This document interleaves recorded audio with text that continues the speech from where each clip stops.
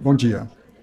Eu sei que talvez você não esteja tão bem acomodado, eu vejo alguns advogados em pé, peço um pouco a paciência de vocês, dizer que é uma honra e um privilégio para mim estar nessa manhã aqui com os senhores e com as senhoras, dizer, presidente Ana Basílio, em seu nome cumprimentando todas as autoridades, não só da mesa, mas aqui presentes, os advogados, presidentes das subseções que foram aqui nominadas, as autoridades do Poder Judiciário, desembargadores, juízes, do Ministério Público e também Defensoria, mas especialmente hoje os advogados, função essencial à justiça, e dizer da minha satisfação e do meu privilégio de estar aqui nessa manhã.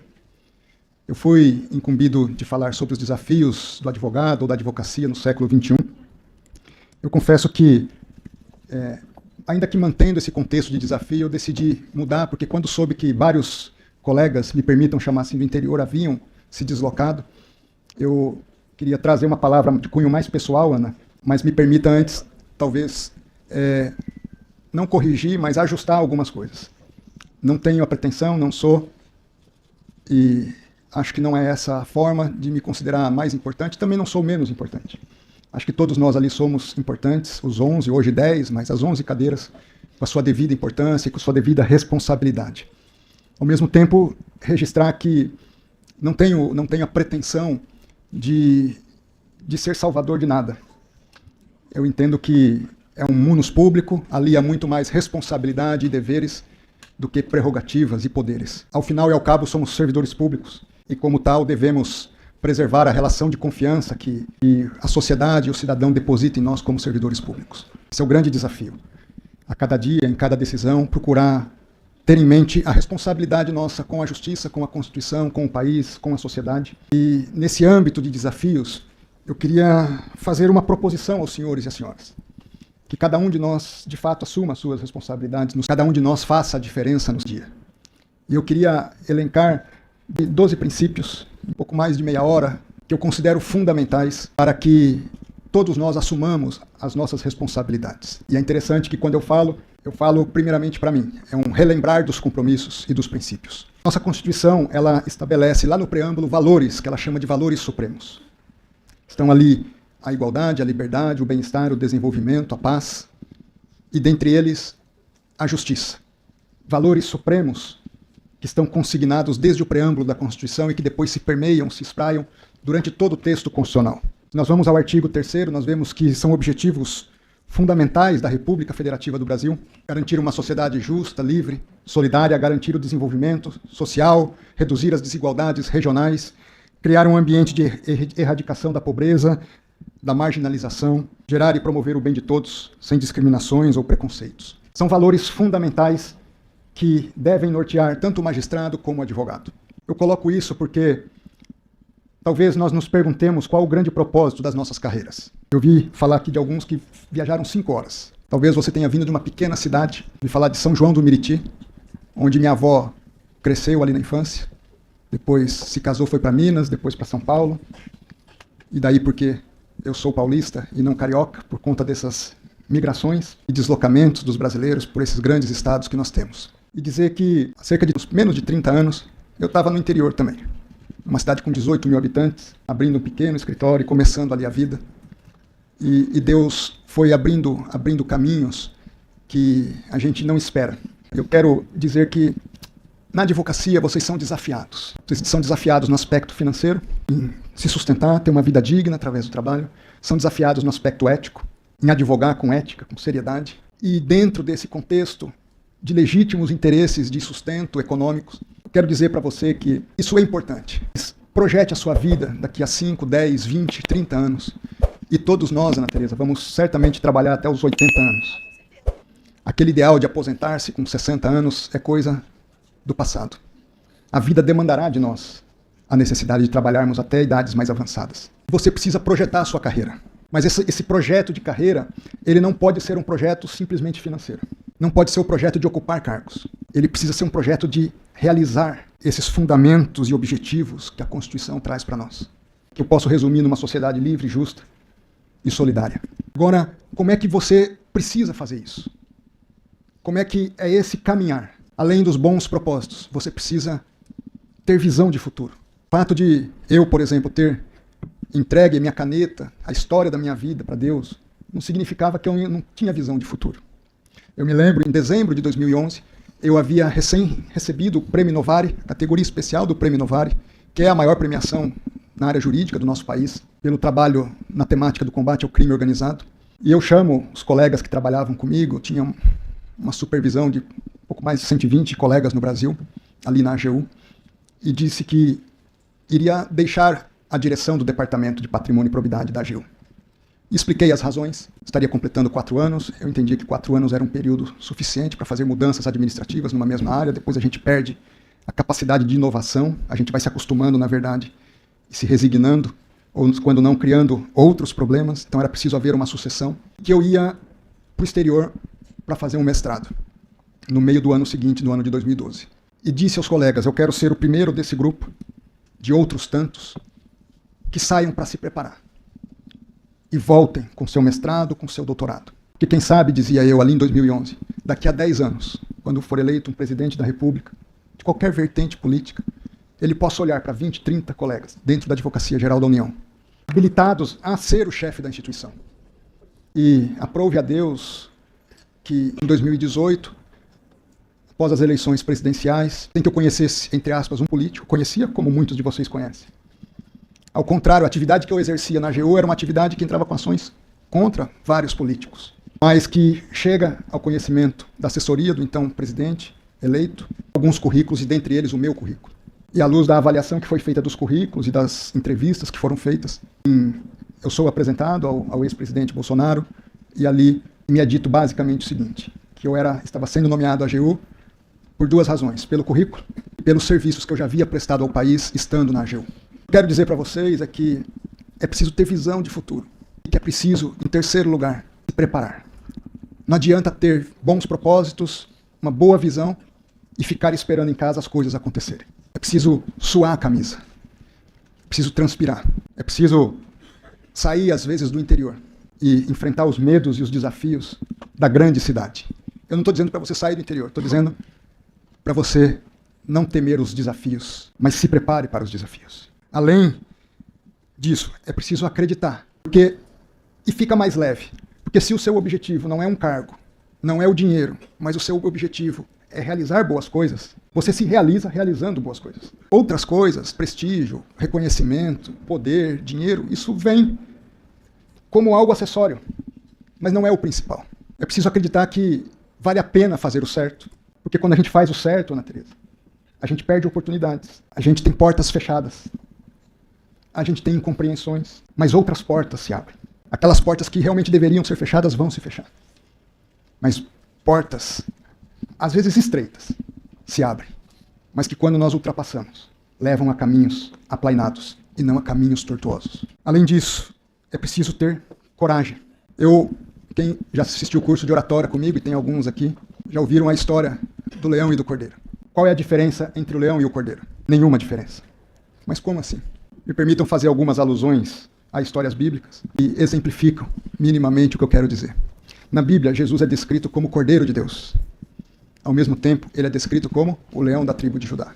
Tem momentos que é para você ser cordeiro. Tem momentos que é para você ser leão. Coragem e o leão é assim.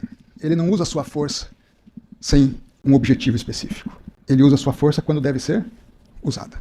Coragem é não ter medo de tomar decisões. Eu tinha 16 anos, me lembro como se fosse hoje, meu pai me dizendo, filho, o mundo é carente de homens que tomam decisões. Não tenha medo de tomar decisões. Se você estiver errado, se arrependa, peça desculpa e corrija a rota. Mas não deixe de tomar decisões. Coragem é a capacidade de você, no meio da adversidade, ter paz e ter tranquilidade para tomar as decisões. Coragem não é falar alto, não é ser arrogante, não precisa subir o tom da voz. Coragem não significa irracionalidade, tomar decisões de cabeça quente. Mas é tomar as decisões de forma racional, pensada, justificada e motivada. Eu me lembro quando eu aguardava aqueles meses de sabatina e uma jornalista me pega ali no corredor do Senado e diz, ministro, estão dizendo que você vai desistir. E Deus dá umas palavras que a gente nem sabe de onde vem. E eu respondo, quem tem medo da derrota não é digno da vitória. Não temam as derrotas. Não deixe de ir em frente, ou manter-se firme em relação aos desafios e aos obstáculos. Além de coragem, é preciso humildade. Interessante porque nas esferas de poder, por vezes, a humildade é confundida com fraqueza. Humildade não é fraqueza. Humildade é grandeza. Humildade é você saber que, no fundo, você não é mais do que ninguém.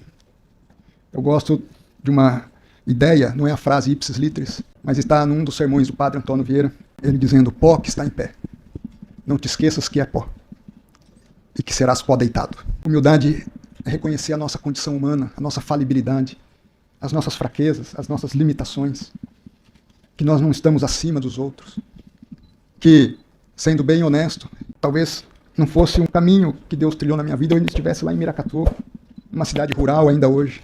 Saber que muita gente te ajudou ao longo do caminho, que você não construiu nada sozinho, a sua família, seus pais, esposa, filhos, amigos, colegas de profissão. E às vezes a gente vê, e me chateia quando a própria Ana, às vezes um juiz não atende uma audiência, quando alguém distrata, alguém que está lhe servindo. Aliás, esse é um sinal para ver quem é a pessoa. Como trata os mais humildes. Além disso, é preciso sabedoria.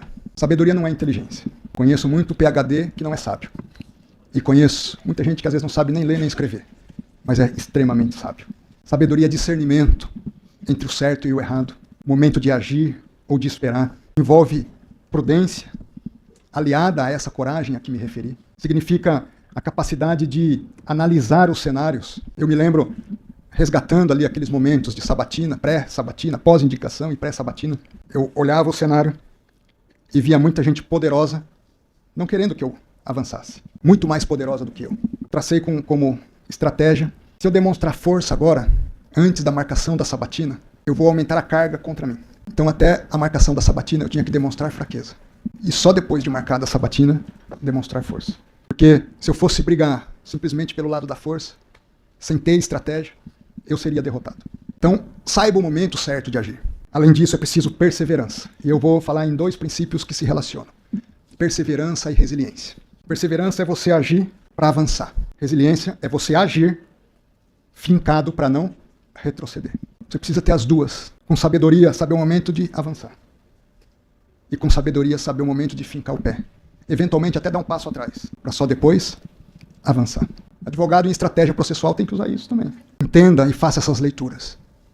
Seja perseverante no preparo, na capacitação, na coragem, na sabedoria, e seja resiliente também com sabedoria, com coragem. Outros 2 princípios que se relacionam: gratidão e lealdade. Por que eu divido esses 2 princípios? Gratidão é a gratidão às pessoas. Eu sou grato às pessoas. É preciso ser grato a quem te ajudou, a quem te estendeu a mão, a quem esteve com você nos momentos difíceis, também nos momentos alegres, sinceros. Seja grato. Agora, é lealdade aos princípios. O choque entre gratidão à pessoa e lealdade aos princípios, fique com a lealdade aos princípios. Não se confundem as coisas. O problema é que a gente tem a tendência de confundir as coisas. Lealdade e gratidão com lealdade. E por fim, e por último, é preciso agir. Agir com justiça e respeitando os valores que a Constituição estabelece. A ética que eu trago numa vertente cristã e numa vertente no âmbito filosófico. Kant trabalhava com imperativos categóricos, com conceitos de validade universal.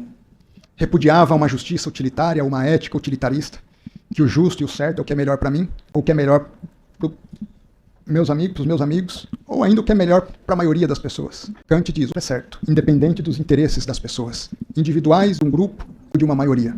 Essa ética tem 3 conceitos básicos. É preciso saber o que é certo, mas não basta saber o que é certo.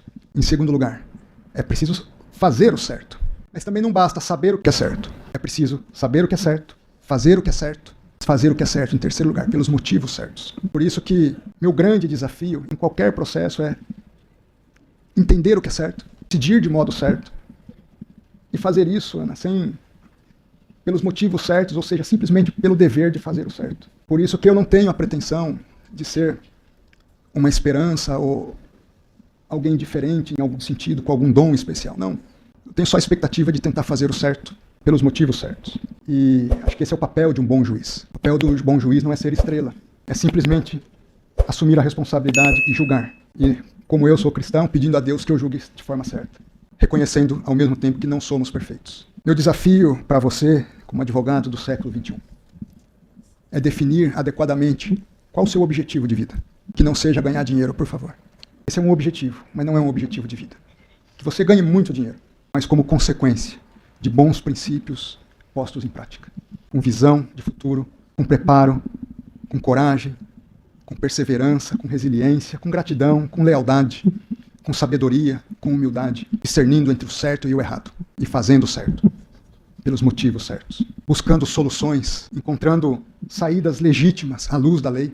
Me permitam, talvez, só consignar um último ensinamento que eu aprendi ao longo da minha carreira profissional. A vida profissional é basicamente em qualquer área, pública, privada, direito, jornalismo, medicina. Há basicamente 3 tipos de pessoas. Um número que não é maioria, que dá muito trabalho. É a pessoa que cria problema. O prazer da pessoa é criar problema. Onde ela chega, vira problema. Reclama de tudo, nada tá bom, não faz nada, mas tem uma língua. Eu acho até que não é a maioria.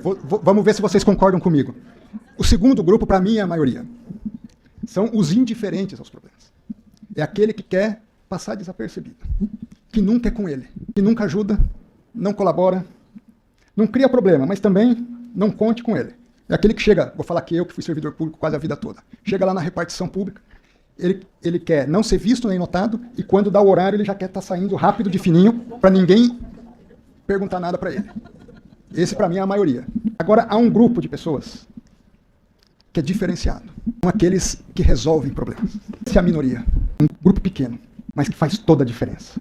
Na OAB, na sociedade, na justiça, nas empresas, no serviço público. Talvez o grande desafio você não ser o criador de problema, você não ser indiferente aos problemas. Mas eu tenho certeza que há espaço sobrando de oportunidades para aqueles que estão dispostos a resolver problema. O profissional do futuro, ele vai ser aquele que é capaz de resolver problema, o que vai se destacar. Eu fui advogado-geral e ministro da Justiça na AGU, um corpo técnico muito sólido, bem preparado. Nós não tínhamos tanta dificuldade de ocupar os cargos mais relevantes da instituição. Quando eu fui para o Ministério da Justiça, o Ministério da Justiça não tem uma carreira própria. Então, nós tínhamos que procurar, num universo amplo e mais desconhecido, pessoas-chave para os postos. Às vezes achava uma pessoa super bem preparada, mas quando eu colocava nesses critérios de resolução de problema, criador de problema ou indiferente, não achava. Como era difícil conciliar preparo com capacidade de resolução de problema.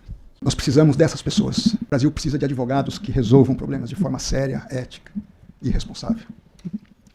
E eu finalizo com um desafio a você. Siga esses princípios e você verá que você será bem-sucedido naquilo que você vier fazer. O Brasil é carente.